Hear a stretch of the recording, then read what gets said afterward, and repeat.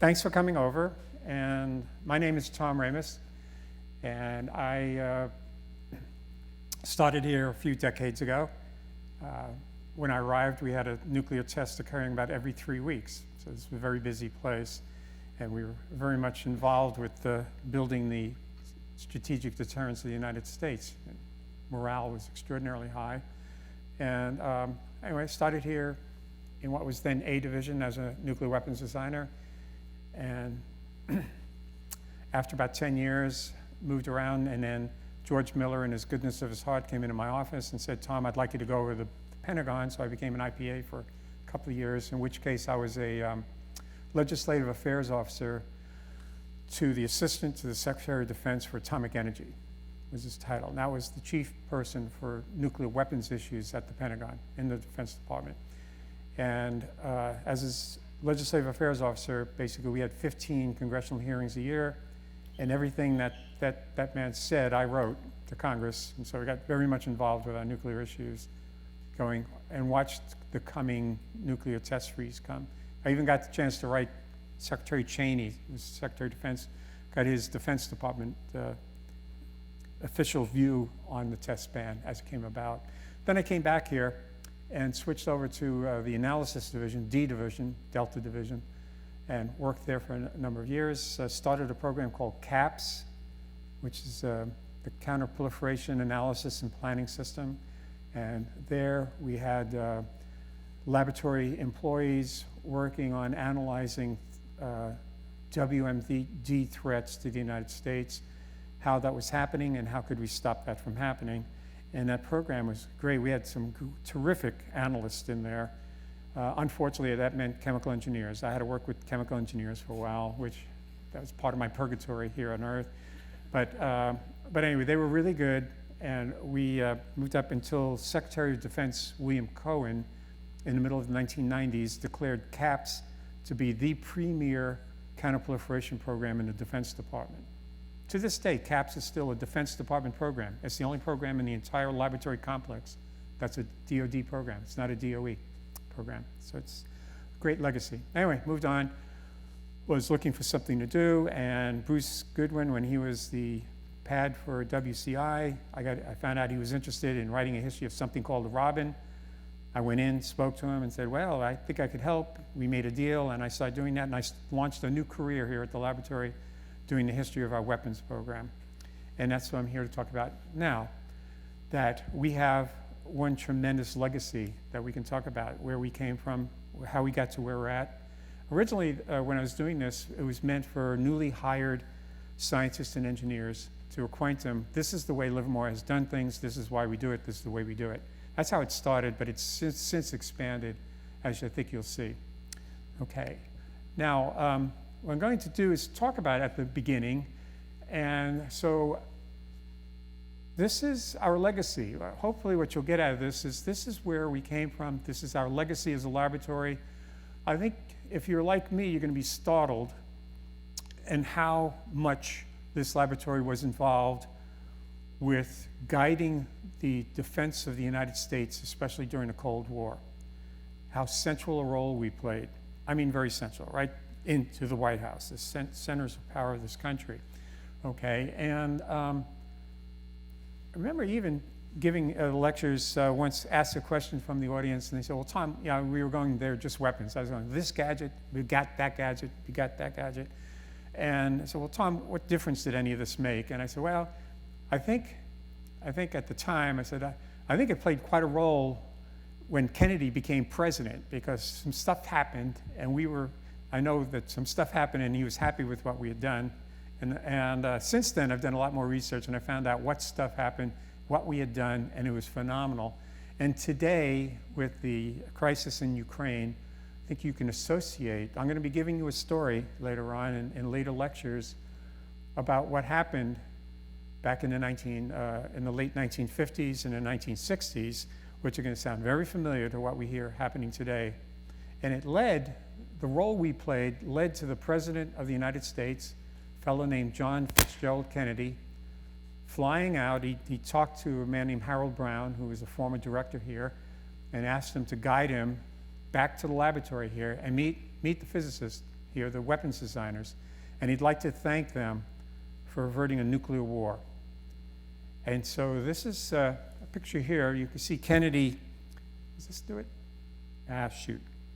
I thought that would have, okay. That's Kennedy on a platform in the middle of that picture in front of 85,000 spectators, came to the Berkeley football stadium. And there he publicly thanks the laboratory for averting nuclear war. Now, for those of us who are veterans of having to go to work back in the 1980s when Ronald Reagan became president, and some of us had to ride our bicycles through 5,000 demonstrators on East Avenue, it may seem quite ironic that 20 years before that time, we had the President of the United States thanking us for averting a nuclear war, and 20 years later, we're trying to go through 5,000 demonstrators, calling us baby killers and warmongers. But we're the same institution, and we did accomplish what we had to do. And what we're going to do at the end of this, you're going to find out what did we do to get the President of the United States to thank us for the work we had been doing. All right, so I'll start with the earliest years. It's going to start with a man named Ernest Lawrence. And when he arrives in Berkeley and he starts to he creates a laboratory within 2 years called the University of California Radiation Lab, UCRL, or the Rad Lab. That's our parent institution. For 25 years, we were part of the Rad Lab. We were the Rad Lab, the director of the Rad Lab was our director. Okay, and that was for a long time. And then we split up in the middle of the 1970s. Okay, so you need to know, if you want to understand us, you need to understand Berkeley. And that'll take us all the way. I'm going to take us through. Next time I'll be talking about the Manhattan Project, role we played. Now, if you're like me, if you hear Manhattan Project, you might automatically think Los Alamos. Our good cousins in Los Alamos did quite a bit of work there. But that was a minor effort in the Manhattan Project. Most actions in the Manhattan Project did not take place in Los Alamos. They took place elsewhere. And some of the most major accomplishments of the Manhattan Project occurred under the Rad Lab, under our predecessors. That's something I don't think many, if any of us, understand or know. And I was very surprised to find it out. So we're going to talk about that next week. And then I'm going to talk about how we started. It was a huge debacle. We had absolute failures. Our first 3 nuclear tests were all total failures. And we had to come up out of that. We had many, many people in Washington and at Los Alamos saying it was a huge mistake to create this laboratory and let's shut it down. That was what we were under, and that was the stage we went.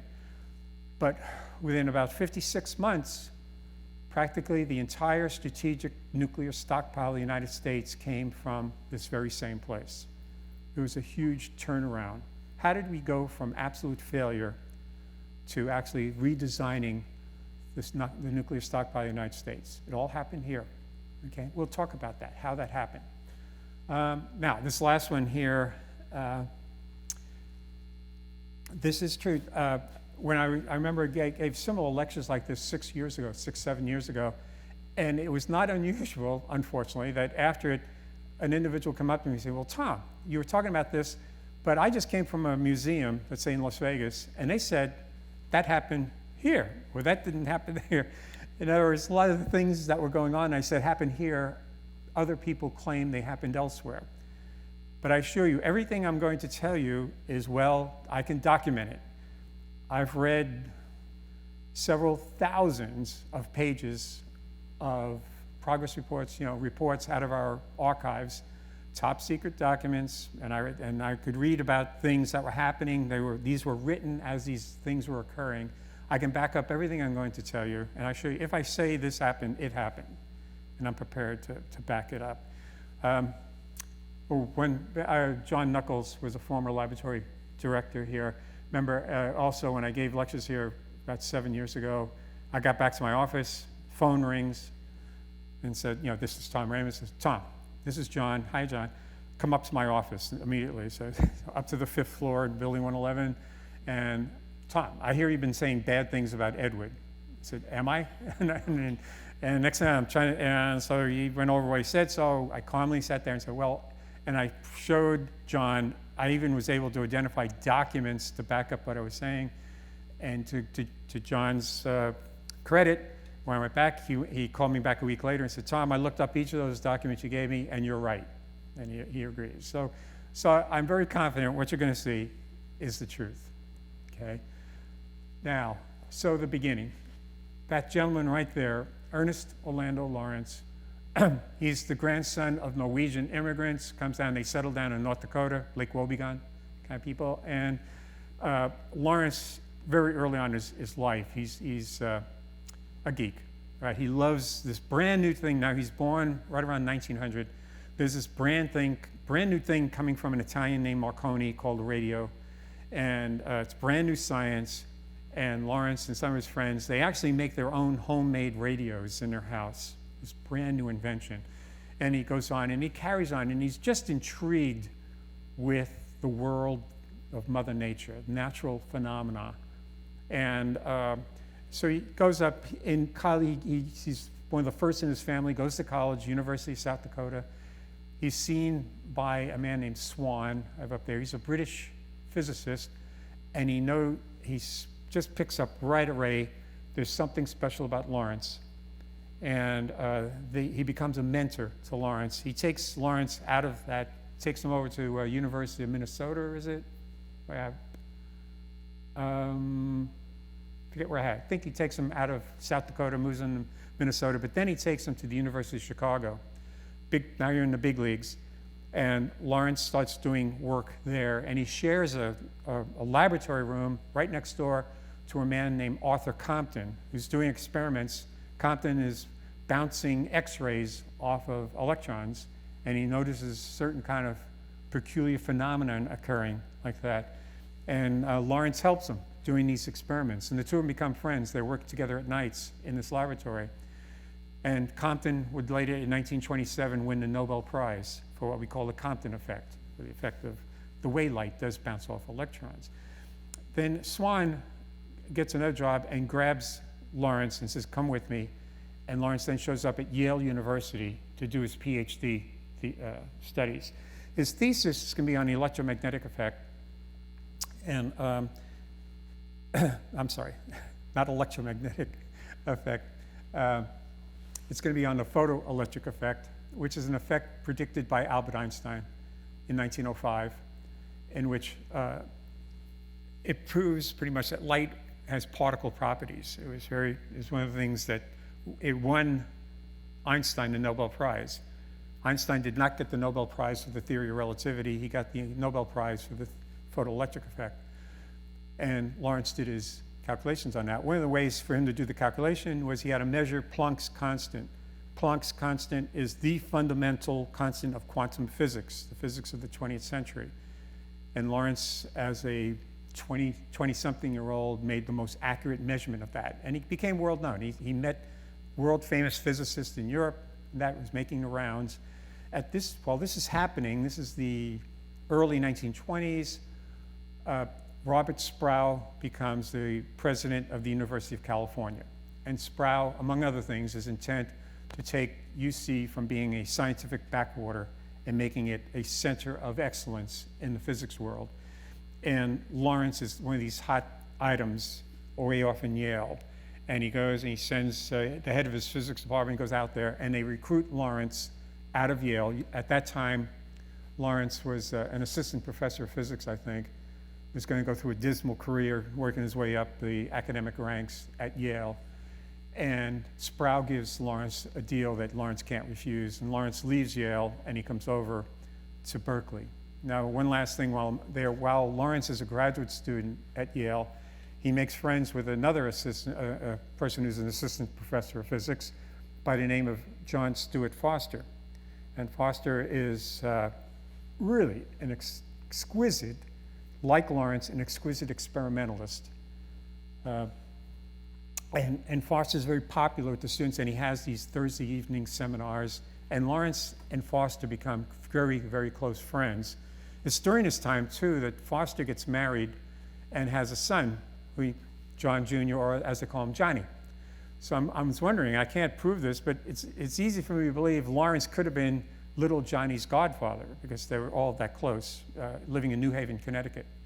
Okay, and that friendship's going to have implications to the laboratory later on. All right, so then Lawrence shows up at Berkeley, and then after 2 years, Lawrence proves his worth, and he invents a new item called the cyclotron. He invents the cyclotron. And it's his first one, I think, was 4.5 inches. You could hold it in your hand. But it was what the newspaper people would later on call an atom smasher. It took particles and accelerated particles to go much higher speeds than you'd get out of natural radioactivity. And Lawrence is building this, and he's excited, and he keeps building these things bigger. And finally, he has plans to build a 27-inch cyclotron. You see a picture of it up there. And now he needs a huge laboratory to do this, and Sproul gives him an old engineering building at Berkeley to house the 27-inch cyclotron, and they move in. And then Lawrence creates a laboratory around this machine. He calls it the Penetrating Radiation Laboratory, but within a year, it takes on the name of the University of California Radiation Laboratory, UCRL, okay, or the Rad Lab, as everyone calls it, the Rad Lab. And so this is the home of UCRL. And later on, of course, I go on, Sproul knows this is good, and he promotes Lawrence as a very young man, probably 20 years ahead of time, makes him a full professor at Berkeley. And there's an uproar within the faculty of Berkeley, and Sproul could care less. He needs to hold on to Lawrence, because Lawrence is a hot item. Everyone's trying to recruit him now. But he stays in Berkeley. Okay, at the laboratory, as I mentioned, they have this old building. He befriends another faculty member that joined the faculty at the same time by the name of J. Robert Oppenheimer. Oppenheimer is comes from an urban Jewish family in New York, comes in, and he's a renowned theoretical physicist. In physics, physicists tend to go 2 major tracks: theoretical physicist and experimental physicist, okay? And in a nutshell, experimentalists kind of discover things, and theorists try to explain what it is you've seen. And for the Rad Lab is making these great discoveries in the 1930s, and they need a team of theoretical physicists to try to interpret what they're seeing and come up with the laws of physics for that. And Oppenheimer ends up leading the theoretical section of the Rad Lab for Lawrence. He's working for Lawrence, but he has his own group. And Oppenheimer is another star physicist in the nation, and he starts attracting some of the leading theorists, and he forms this group, and in it, some of you may recognize some of these names. Schringer and Lamb would later become Nobel laureates. Leonard Schiff, probably half of you, if you took quantum mechanics in grad school, you probably used him as his textbook. These are very, very high-class theoretical physicists that are in this group, all working within the Rad Lab. And then Lawrence himself starts recruiting some of the leading experimentalists in the nation over, and I'm going to highlight 2 of them. There are many of them, but 5 of them would win the Nobel Prize, but I'll bring up 2 especially. That's Edwin McMillan and Louis Alvarez. Louis Alvarez, he joins the Rad Lab in 1934. He gets involved with these. At the time, there were these big physics controversies. They were just beginning to discover a mass 3 particle, and there was arguments going on whether it's helium-3 or whether it's tritium. Helium-3 would have 2 protons and a neutron. Tritium would have 1 proton and 2 neutrons, and which is which. And Alvarez goes about solving that, and he also helps to discover that, contrary to common sense, where everyone thought it was helium-3 that was radioactive and tritium that was stable, it's the other way around. Tritium was radioactive, half-life 12.5 years, and helium-3 was a very stable atom. Anyway, he's making his rounds, and he becomes a fixture within the Rad Lab. Another recruit, Edwin McMillan, he grows up in Pasadena, goes to Caltech, comes back, goes to Princeton and works with Oppenheimer in Princeton, gets his PhD there. Then he comes back, joins Oppenheimer's group as a theorist, and then becomes a regular experimentalist in the Rad Lab, and eventually would invent the cyclotron. And eventually both of these gentlemen would win the Nobel Prize for work that they did. We'll learn about McMillan helping to discover plutonium, and Alvarez with his work with the bubble chamber in the 1960s. Okay, what I want to say is Lawrence is a hot item. He starts a laboratory, and he has world-class physicists coming in from all over the country to work with him. Now, Lawrence was also, he had good ideas. He was the kind of character, he loved to share knowledge as much as he could around the world. And that old friendship he had with John Foster, for example, back at Yale. Foster, meanwhile, he had taken a job to become an associate professor of physics at McGill University in Montreal. And one of the first cyclotrons to be donated out of the country goes to McGill University. And I'm sure it's to go to John Foster. And so the connection they made at Yale stays there. In addition, though, there's a young man, Mark Oliphant. He's an Australian. He's born with a severe astigmatism in his eyes. In fact, these days one might say he's legally blind or something, but he has these pictures you see with the thick glasses, and that is typical of him. Despite the handicaps, he had a phenomenal love of nature and physics and became a phenomenal physicist. Won a scholarship out of Australia and goes back to England and works in the Cavendish laboratory. Is kind of like to England what the Rad Lab became to the United States. It was one of the premier physics institutions in the country. And while he's there, Oliphant will even go and help to discover tritium, be the co-discoverer with tritium, does other phenomenal things. He'll rise up to become the deputy director of the Cavendish laboratory, working with Rutherford on that. And eventually he'll become the head of the physics department at the University of Birmingham. Like McGill University getting the cyclotron, Oliphant also wants to become part of that, and he makes a deal with Lawrence, and he comes out to the Rad Lab and spends, in 1937, he spends 6 months with them studying how to build a cyclotron. The idea being that Lawrence will give him everything he needs, and they'll build a large 60-inch cyclotron at the University of Birmingham. And so Oliphant's doing this all back in 1937. In the meantime, though, one of the physicists that works for him, Taffy Bowen, Scottish physicist, invents a thing called a Cavity Magnetron. It's a device which, for our purposes, what's so important is it could create an intense field of electromagnetic waves at the 10-centimeter wavelength, which is radar, right around the point of radar. And also at this time, we're approaching 1940. There's the thing called the Battle of Britain coming on. The Germans are the Luftwaffe, they're bombing Great Britain. And one of the things that keeps the UK from totally falling under is radar technology.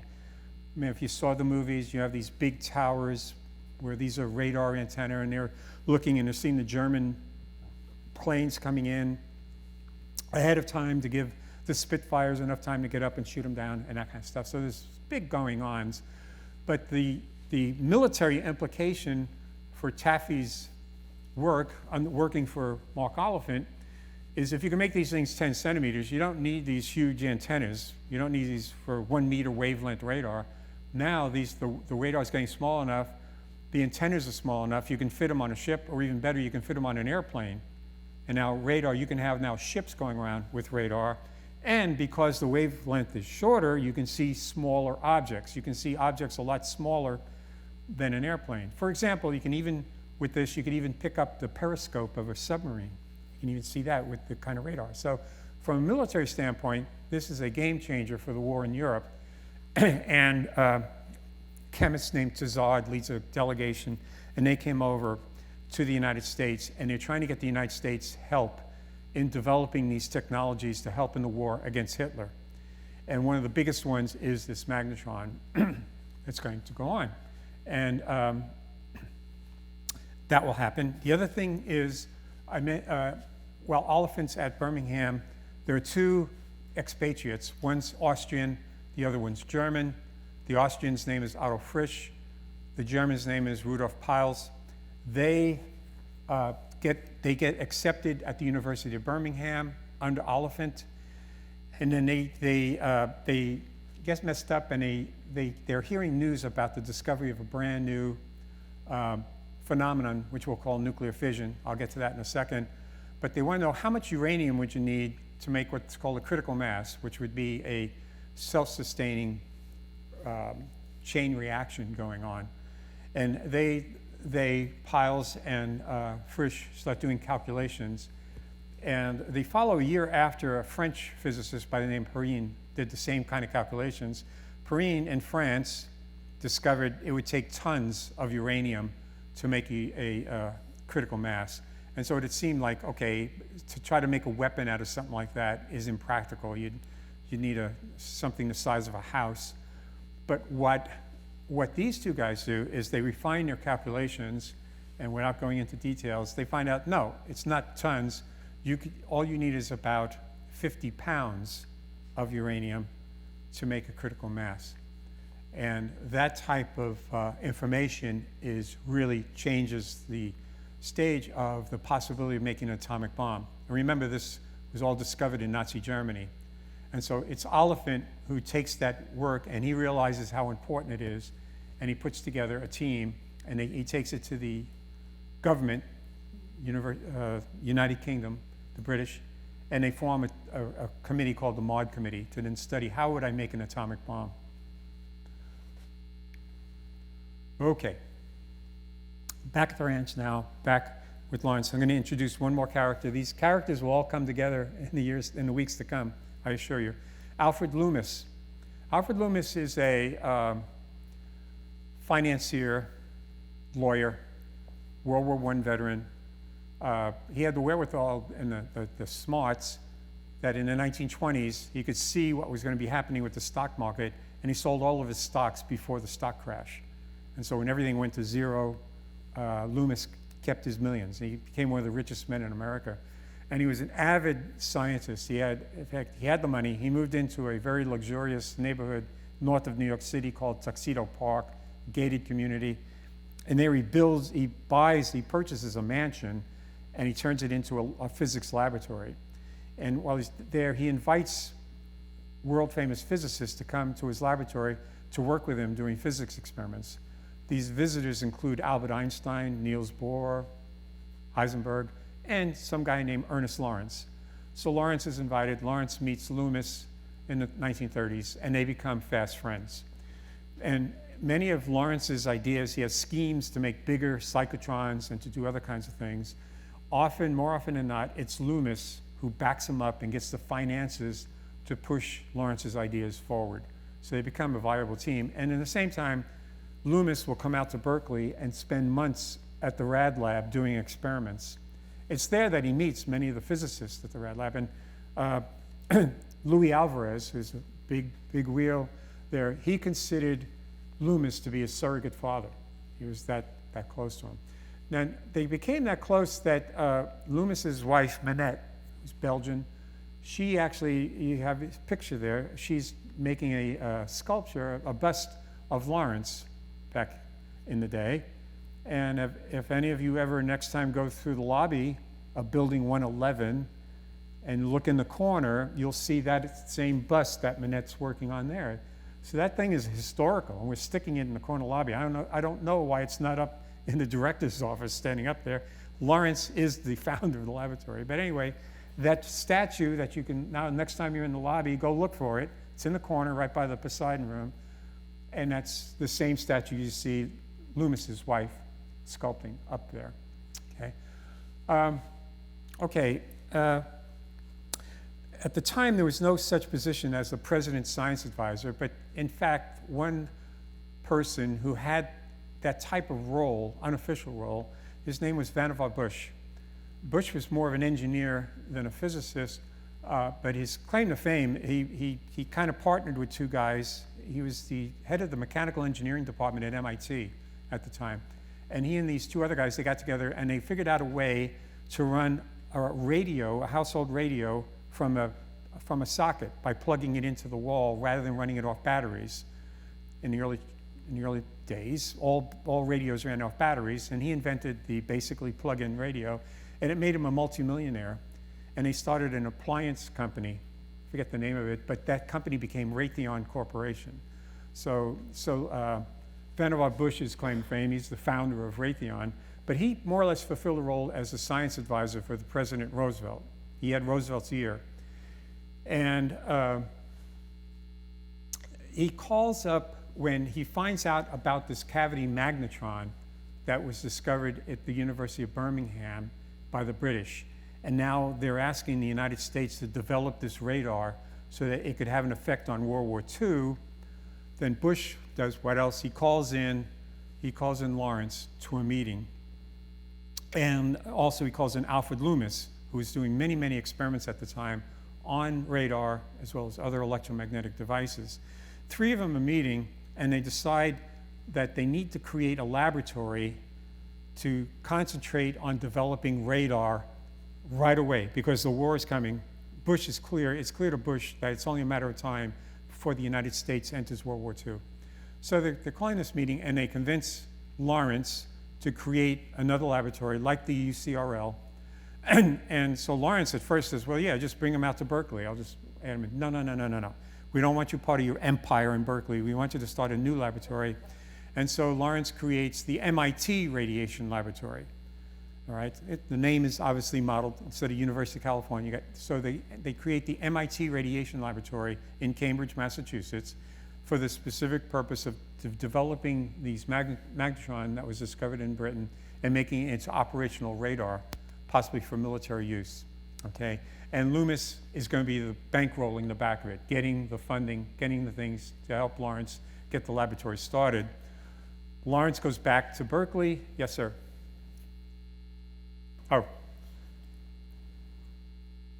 There's a question coming. Believe me, there is a question coming. You folks watching on TV, it'll come. The MIT Radiation Laboratory later, to put it in context, became the... Today we call it Lincoln Lab. Okay. Okay, that was easy. Yeah, today's Lincoln Laboratory was originally the MIT Radiation Laboratory, created by Ernest Lawrence. All right, and Lawrence, when he got back to Berkeley, he gets his two major lieutenants. Who else? Louis Alvarez and Ed McMillan. Steps in, he tells them, all right, guys, I need you in Cambridge. And boom, yes, sir, basically, yes, sir. They get on a train, and they head back to Cambridge, Massachusetts to get things started. Now, I'm going to zero in on Louis Alvarez, especially. Alvarez gets this idea about ground controlled approach radar, GCAR. Okay, this is an idea. He gets the idea while he's in Cambridge. He actually takes a quick visit. The Navy invites him out, and he gets on an aircraft carrier, and he's watching the guy at the back of the aircraft carrier holding the flags, and he's landing the airplanes onto the aircraft carrier. And even then, you could see the physics going through Alvarez's mind. He says, shoot, we can do that better. I bet you I can use a radar beam to guide the airplane in. So rather than using some human being to go to the gyratics, I'll just have the radar beam, and I could communicate to the pilot, what to do, and we can land it that way. That was his original inspiration, and he goes and he starts to develop this ground control approach radar. And he gets some pretty phenomenal people there, but pretty soon they need an airplane to use it. They need to work on an airplane flying above MIT, and the Army Air Corps at the time was short on airplanes. They had no airplanes to give them, and this, that, and the other thing. One of the members of Alvarez's team is a man named Ivan Getting, who would later work here at the laboratory. And Getting, if you probably don't recognize the name, maybe you recognize this. We have a thing called GPS on your phones and all that. Getting is the man who introduced the world to GPS, okay? So Getting is working for Alvarez, and they're working on how the hell do we get an airplane, and Getting says, wait a minute, I got a friend. So Getting goes over to Harvard. If you don't know, Harvard's down the road from MIT. He goes over to Harvard, meets this PhD, this postgrad at Harvard, and his name is David Griggs, and he introduces Griggs to Alvarez at a cafeteria, and Griggs agrees to fly his airplane. He's renting an airplane. He has an airplane, and he'll rent it out to Alvarez for $10 a day, I think it was, something like that. All right, you can have my airplane for $10 a day. And so Griggs becomes the pilot, and they shoot the radar, and he's learning how to land under radar, what we now call instrument landings and that. That's all great, except Griggs is a world-class physicist. He's a geophysicist.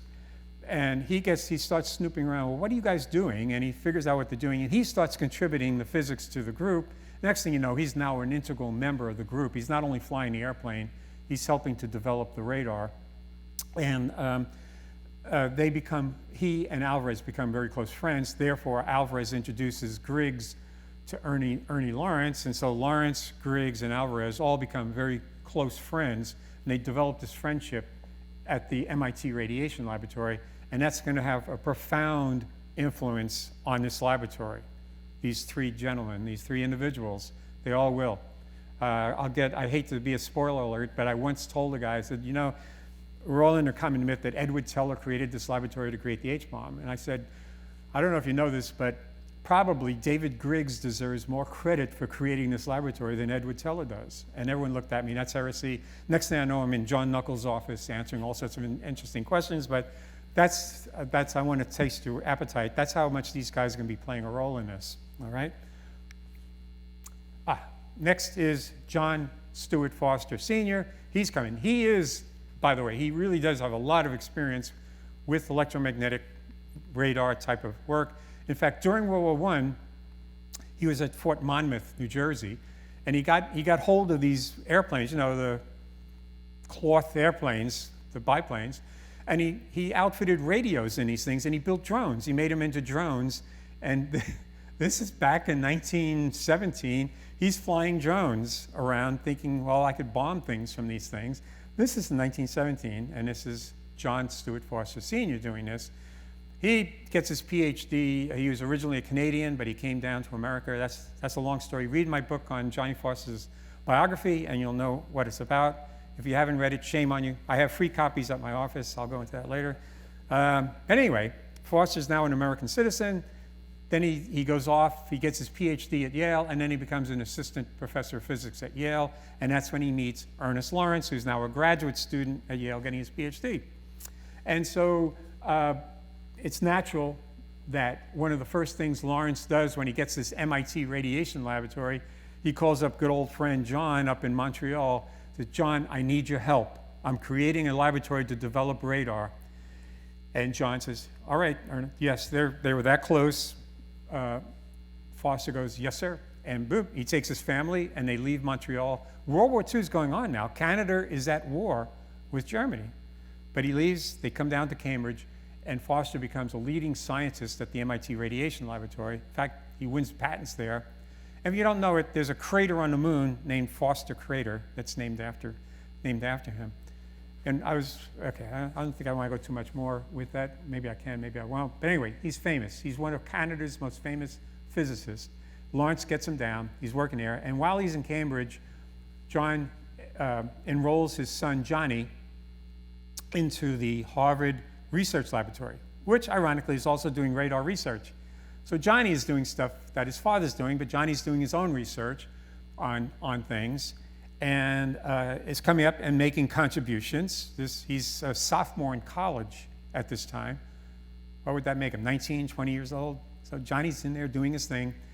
And after a year, he decides, he had talked to his father earlier when they were up in Montreal, and he said, Dad, I want to join the RAF. I want to be a pilot. I want to fight the Germans, and I want to defend England. And his father looked at him and said, go back to your room, kind of thing. And when he got the invitation from Lawrence, he grabs Johnny and says, you're coming with me. But after a year, he couldn't hold him back anymore, and Johnny volunteers his services to the United States Army Air Corps. And they accept. Johnny, physicist, boom, joins, and they're going to ship him now to the European Theater of Operations. Next thing you know, Johnny's on a Liberty ship in a convoy heading across the Atlantic Ocean. And it's very foggy. And there are things called U-boats out there that are killing lots of people in these Liberty ships crossing the Atlantic Ocean. So they go in convoys. And in the convoys, everyone's closely packed, and they have these plans. Each captain gets a plan as they start. 10 minutes, you're going to go this way. Then you make a 30-degree turn, and you go this way. You know, these are very intricate turns. And they're doing this at night. They're doing it in the fog. You can't see the ships either way. So everybody better turn when you're supposed to turn, or you're going to have a very embarrassing collision with the ship next to you. So they're going through this. Midway through the Atlantic, the navigation machine on the ship breaks down. And so the captain can't afford to stay in the convoy because he's going to crash. So he starts pulling out. And then someone tells him, oh, by the way, sir, you have a physicist on board. I do. So they call Johnny up from his stateroom, and he gets into the captain's cabin and says, you're a physicist. Well, I'm studying physics. Good. Why don't you go fix the navigation machine? So they grab Johnny. Johnny goes down there, and he's looking at it, scratching his head. He's never seen this thing before in his life. It's about the size of this thing. And Johnny, what else? He takes it apart. Just takes it apart, and then he puts it back together again. He didn't do it. He told me, I didn't do anything. I just figured out how to put it back together. And he put it back together again, turned it on, and it worked. And so they went back, and he was the hero on the ship because at that time, they were on a Liberty ship all by themselves. If you got up in the morning and looked out the railing, there was nobody around except maybe periscopes looking at you. It was just not a good time to be out in the middle of the Atlantic by yourself. So they put on the machine, and they get back in the convoy. And every sailor on that ship adored Johnny as their savior. I mean, Johnny saved their lives kind of thing. But he shows up, he's stationed in Italy, and he joins the 16th Air Reconnaissance Squadron of the 15th Air Force, which is in Foggia, Italy. And Johnny, he gets there immediately, gets involved with what's going on. And these are teenage boys. Most of these kids, like my uncle, Tommy, the man I'm named after, these are Air Force, Army Air Corps fire crews. Half of them are teenagers, and 1 out of 3 of them are going to die within the month. Averaging, you go out on a mission, these are boys dying, and they had the highest attrition rate in the European theater operating. In fact, if you want to know how bad it is, if you just take one unit, 8th Air Force, which is not 15th, just 8th Air Force flying out of England, more servicemen died in 8th Air Force than died in the entire United States Marine Corps in the Pacific. Okay, if you want to get an idea of how dangerous this job was. This was one of the most dangerous jobs in the military, and these boys were dying. And Johnny's going over their tactics. He meets them at the end of the day. He interviews them, figures out, and then he goes to the commander, and he says, you got to get me a German radar set.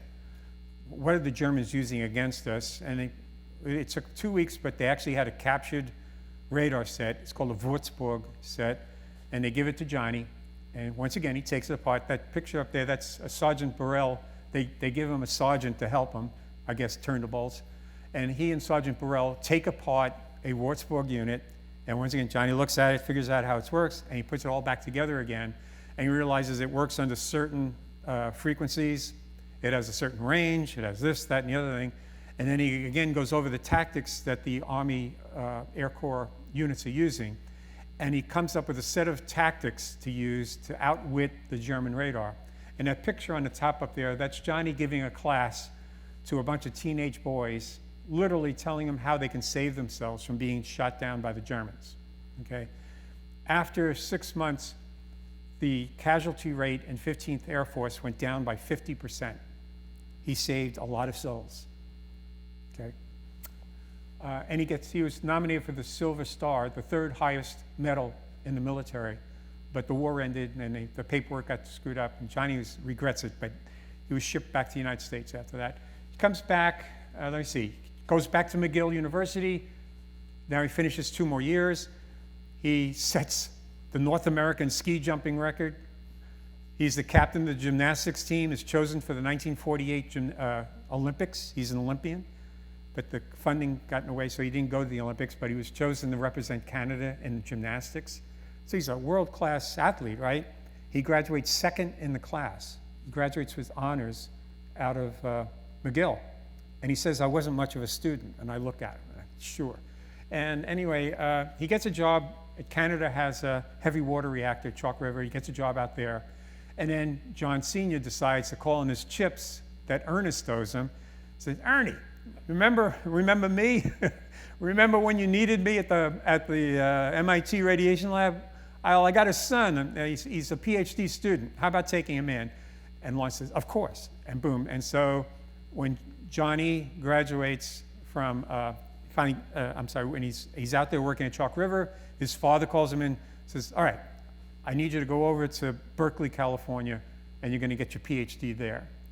Okay, so by this time, Johnny's married to a wonderful woman named Bobby, and he also has a brand new Black Shadow motorcycle. It's the British equivalent of a Harley, and he's going around Montreal in this thing. So he puts his brand new bride in the back of the motorcycle, gets in, and he drives to Berkeley, California from Montreal, Canada. And he arrives in Berkeley. Okay, back to the story. I'm sorry, enough of Johnny, I'm gonna go back to the story. In the meantime, back in the 1930s, an Italian physicist by the name of Enrico Fermi is going to do some experiments, and the way he does it is radium, the Curies have discovered, Marie Curie has discovered these new elements that put out energy. Curie calls it radioactivity, is that there's this new activity. And Fermi, being an up-and-coming brilliant physicist, wants to start experimenting with this new radioactivity stuff. So he gets a source of radioactivity, it's radium, and he inundates elements, each element of the periodic table, with a brand new particle that had been discovered around 1935 called the neutron. Chadwick, Brit, will get the Nobel Prize for the discovery. But anyway, get this brand new particle, neutron, no electric charge, it'll go right through things. Say, okay. And so Fermi does this experiment. He starts with hydrogen, and he's just working up the periodic table, and he inundates each of these things with neutrons. And what he discovers is when he inundates a foil of this new material, gold, mercury, you name it, copper, then it becomes radioactive. It starts emitting radiation. So he literally has to run across the hallway to another laboratory room, and they put it into a radiation detector, and he starts recording the radiation for that thing. And these are called radioisotopes. So when you induce radiation into an element by hitting it with something like neutrons, it's called neutron activation, but it's also called, these things are called radioisotopes. And Fermi is discovering radioisotopes up the yang-yang. He's discovering all these brand new particles that had never been seen before. And he's trying to understand all of this. And he's writing it all up. He's writing these discoveries. And something really weird happens when he gets to uranium. Instead of finding a new radioisotope, he discovers all sorts of, this thing is blowing up with, there's all sorts of radiation coming out of uranium. And he writes it up. He says, this is a real anomaly. I don't know what's happening, but we're forming more than one radioisotope when we hit uranium. And it's an anomaly at the moment. Puts it in, and then a German chemist reads the article and gets, that's interesting. So he gets a foil, his name is Otto Hahn. He gets a foil of uranium metal and shoots it for 12 straight hours with neutrons. And then, unlike Fermi, who likes to use radioactivity by measuring with detectors, Otto Hahn is a chemist. So what he does is he then takes his foil and he chemically analyzes what happened to his aluminum, and he discovers barium in his sample. And what the hell's barium doing in this? It's all uranium. Barium is halfway down the periodic table. Why is barium suddenly showing up where barium never existed before? And he had a partner that he worked with for years. Her name was Lisa Meitner. In fact, they shared the Leibniz Prize in Germany for their discovery of new elements, including technium. And he writes her a letter, and he says, "Dear Lisa," and by the way, he helped Lisa, she was Jewish, and she was Austrian from Vienna. And in 1933, when Hitler becomes chancellor and they start passing the Aryan laws, Lisa is told she has to wear a Star of David on her lapel, on her coat.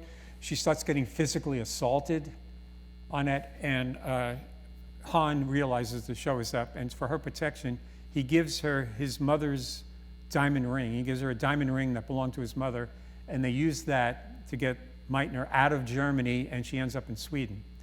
And so, but she is his theoretical partner. She is the physicist. He's a chemist. She is a physicist.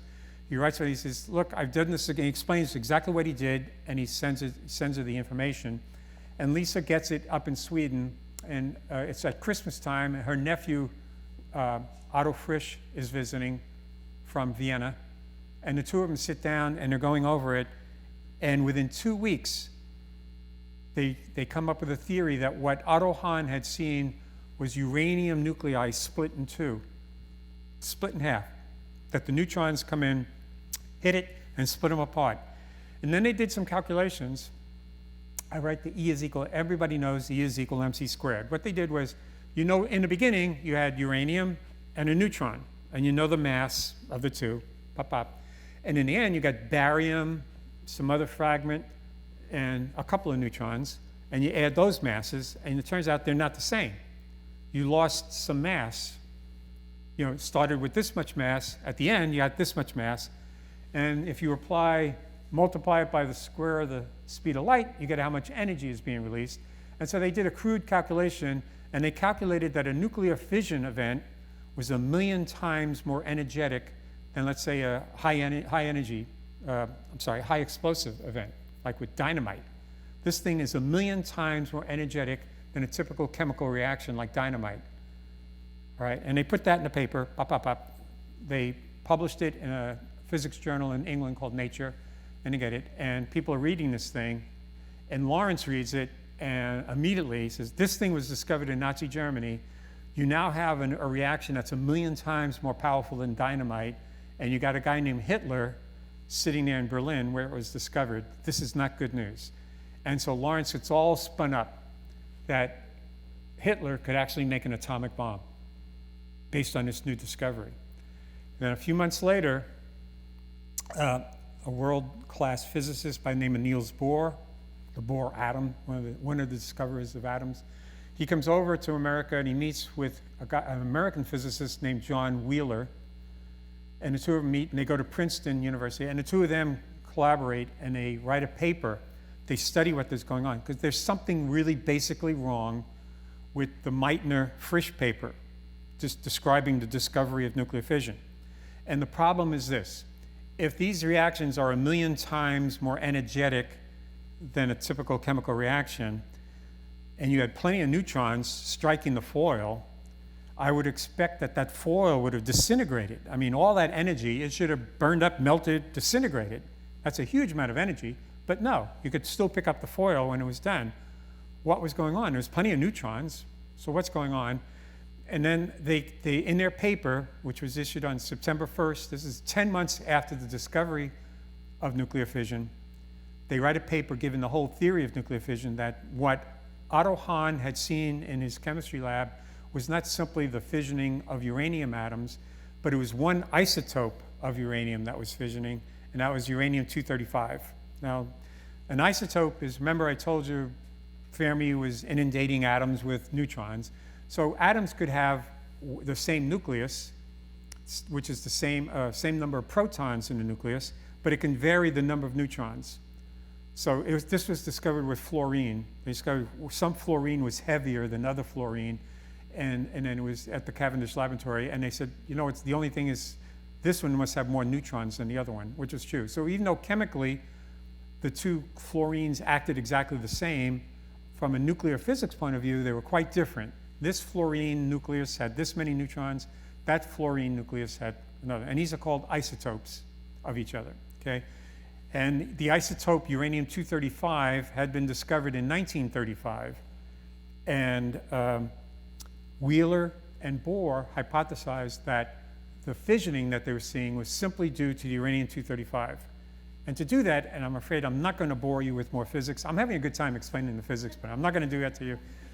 It had to do with what we call Fermi statistics, okay? I'll say that and I'll leave it alone.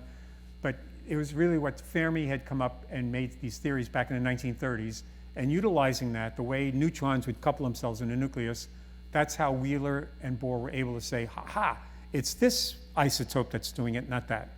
Now, in order to make that atom bomb that Frisch and Piles had come up and said, well, 50 pounds would do it, that's because they were using uranium-235, okay? So that if you wanted to make a bomb, somehow you had to separate uranium-238 from uranium-235. Chemically, they're identical. You can't use a chemical process because everything's uranium. They all behave the same. So how do you do that? And Lawrence thought, I have a way, I know how to do it. I can separate the two. If I can separate the two, I can make an atom bomb, okay? And All right. Am I getting way ahead of myself? I think I am. In the meantime, Fermi, he wins the Nobel Prize in 1938. Lawrence will win the Nobel Prize in 39, by the way, for the cyclotron. But Fermi wins the prize in 1938 for two things. One, for all these radioisotopes he discovered. But secondly, Fermi had also discovered that if you slow down a neutron, it makes it much more interactive. It works a lot better with things. The best way I can think about it is think of the neutron as a golf ball. If you want to sink the golf ball into a golf hole, if you hit it a little bit slower, it goes more readily in. If you hit it real fast, it's going to go flying right by the golf hole. But if you hit it the right speed, it goes in. Well, Fermi kind of discovered the same thing with neutrons. If you slow down the neutrons, they become much more interactive. So for that, he gets the Nobel Prize. He goes to Sweden while he's there to get his Nobel Prize. He meets with Lisa Meitner up there, and they meet. And then he escapes secretly with his family, and they go to New York, and he joins the faculty of Columbia University. Why? Because the fascists have taken over Italy, and Fermi's wife is Jewish. He has a Jewish wife. And so, in fact, his father-in-law, who was an admiral in the Italian Navy, he's later sent to Auschwitz, and he's killed in Auschwitz. So Fermi, realizing what's going on, he gets his family out of the country. Okay, now I already gone ahead on the story. That's John Wheeler, by the way, who worked with Bohr to make the discovery about it. And then you now have this thing that Piles and Frisch come about saying, if you use this uranium-235, then the critical mass of uranium is now around 50 pounds. And everything I'm telling you is unclassified. Don't worry. It's around 50 pounds, okay? And they write this thing up in the Maud report. Oh, I'm sorry, they say 25 pounds, so they're even being more thing than I am. So they write this thing up, and that becomes a pusher to get the United States and other free countries to work on an atomic program. Okay, now I'm coming. Now, here's, by the way, that's a cyclotron. This one now is 184 inches. Remember I told you started with the 4-inch one. That's 184 inches. It's a monster thing. Alfred Loomis really helped pay for that thing. That's a monster. That's the thing, that's the cyclotron that Lawrence has an idea about. Now, in all the cyclotron experiments, you take an isotope of hydrogen called deuterium. It has 1 proton, 1 neutron. Anyway, you fire those particles in, and they go into this, they get shot in, and that big donut-shaped thing is a magnet. It's a huge magnet.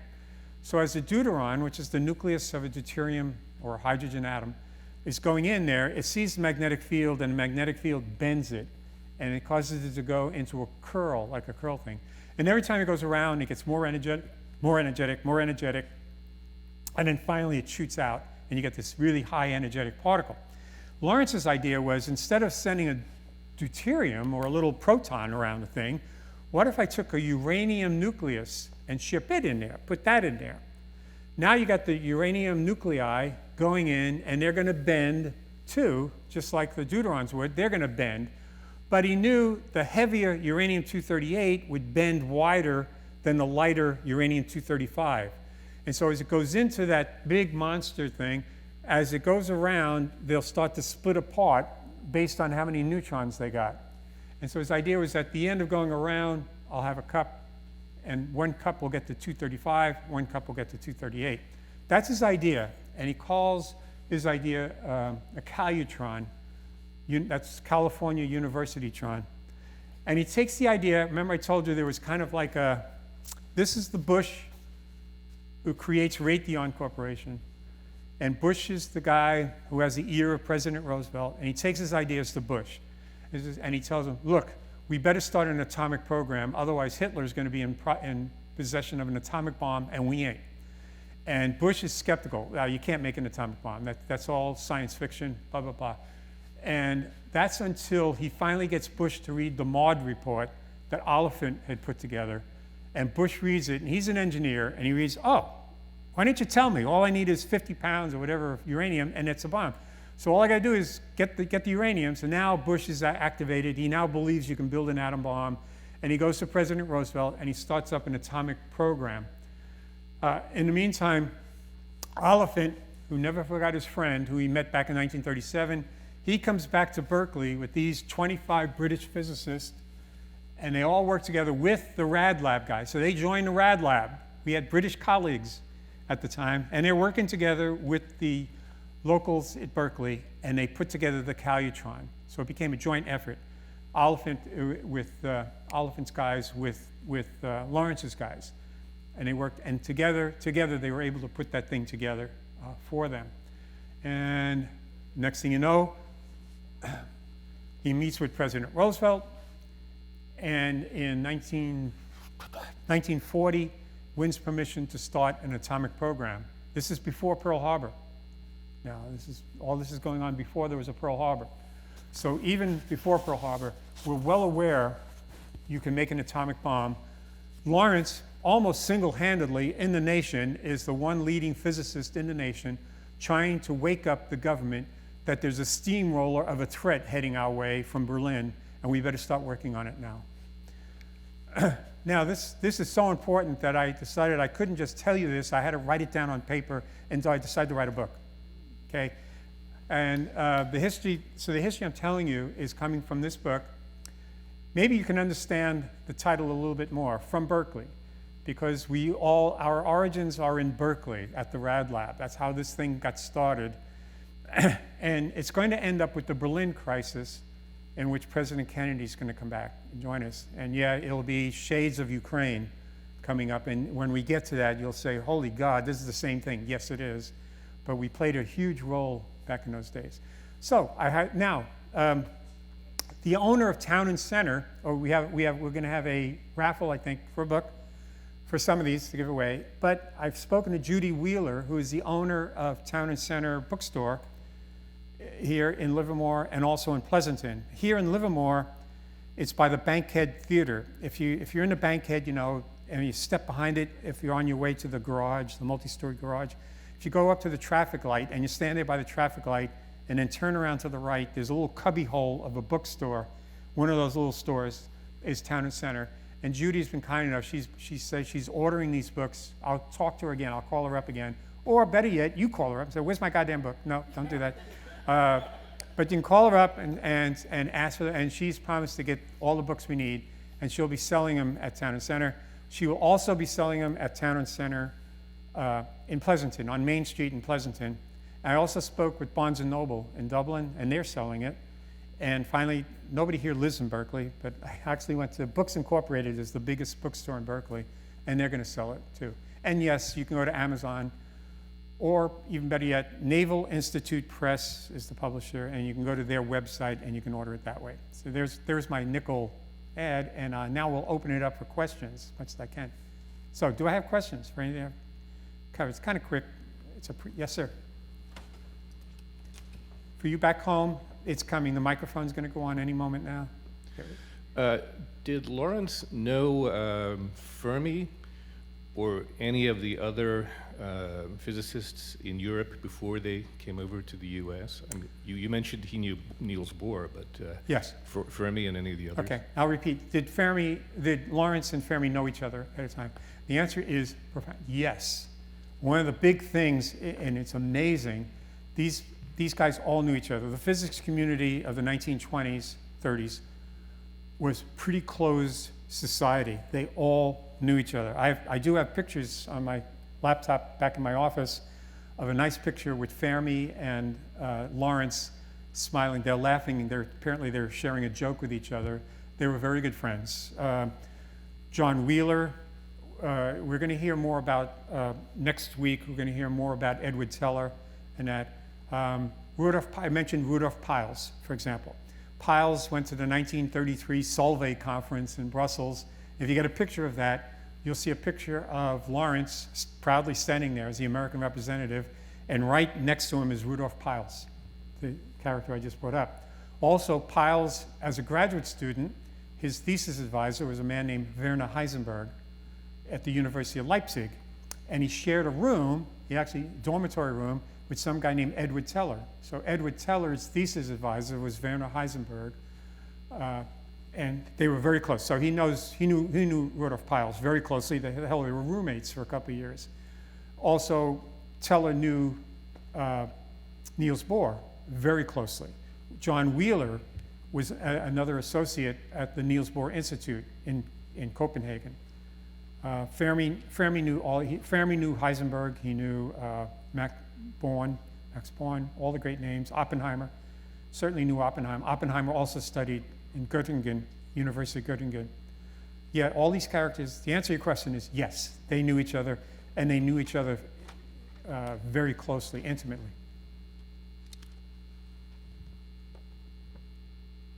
Yes, sir. There's a famous letter sent by Albert Einstein to, I guess, President Roosevelt. Where Right. does that letter come into this story? Okay, right. The question is this letter, the famous Einstein letter. Now, what happened is, with the discovery of nuclear fission, and like, as I mentioned, Lawrence, all these nuclear physicists immediately knew the implications of the discovery of nuclear fission, that it was a brand new form of energy that could be used to propel things, but it could also be used to make a bomb. And everyone was frightened of this atomic bomb thing, again, because it was discovered in Berlin. So Teller was Hungarian. He was working at Columbia University, and there was another guy there named Leo Szilard, Hungarian. There was a Hungarian physicist in Princeton, Eugen Wigner. If there are any graduate students from physics here, these are all names that are very familiar to everyone. Anyway, Wigner would be a Nobel laureate, would become a Nobel laureate. So Szilard would try to convince first the British government and then the American government to do something about this discovery, very much like Lawrence was doing, but Szilard was having much less luck.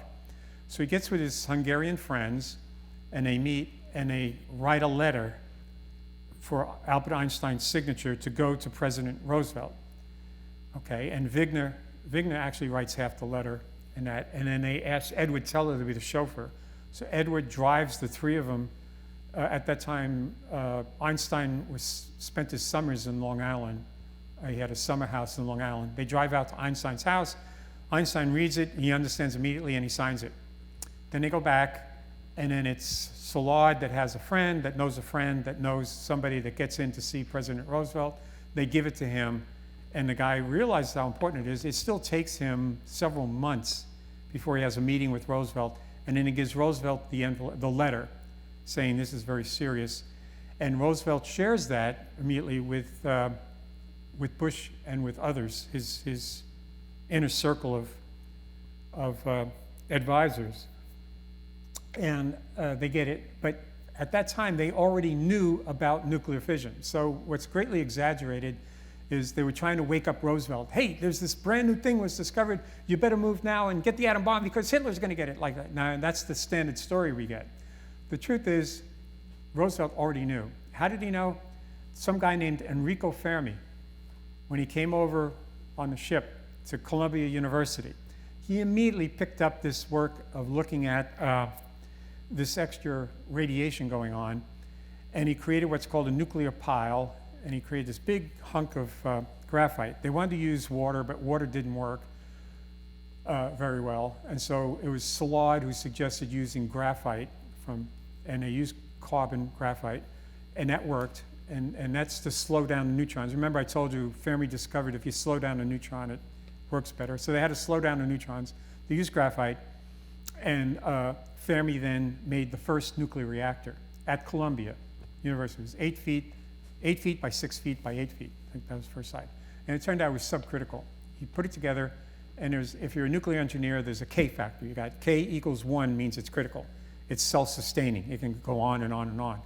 And Fermi's reactor was 0.87, close, but no cigar. Then the head of the physics department at Columbia, a guy named Pegro, was meeting with the head of the Navy's R&D, an Admiral so-and-so, forget the admiral's name, but he writes to me, he says, well, by the way, Professor Fermi has just done work on this newly discovered energy called nuclear fission. Would you like him to give a talk? And I said, okay, sure. And so they invite Fermi down. This is while the Washington conference is going on. to brief, and then the admiral brings together a panel, and they get these Navy and Army officers who are experts to hear this briefing, okay? And so they're in there, and so Fermi arrives at the admiral's office at the Pentagon, and he steps up, and there's a Navy clerk there sitting there, and goes, yep, and he says, well, I'm Enrico Fermi, I'm supposed to meet Admiral so-and-so. Okay, so the Navy guy gets up, goes to the door, opens it up, and yells out, Admiral, the WAP is here. Closes the door. No one's laughing. You people did not grow up in Brooklyn. You have no idea what I'm talking about. You know what I'm talking about. Okay. Anyway, that's how Fermi gets announced to the Navy, the WAP. And he goes and he gives them a briefing. The only thing they were interested in was, could I use this new energy to drive a submarine? That's all they didn't think about bombs or anything else. And they came back and they wrote a report, went all the way up to the president, and said, yeah, we looked at this thing, it's not very promising. So when the guy handed the letter from Einstein to Roosevelt already knew about it, he already had an opinion, and said, thank you very much for your help in this matter, and they just shoved the letter. So it didn't have quite the effect that a lot of people would have us to do. And we have another question. This will be our last question that we have for this session, and somebody had asked, what is the meaning of MAUD? And I'm going to say M-A-U-D. Okay, right. Okay, thank you. MAUD is not an acronym, as many people are right. It is all capital letters. Apparently, when in those early days, even the Brits were understanding this was extraordinarily important. What they were doing was to create an atom bomb. So Oliphant, Mark Oliphant, and he worked with Thompson's son, J.J. Thompson's son, was the head of the MAUD committee.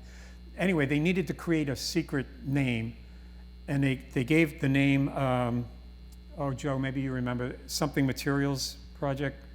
It's what the British call highly enriched uranium.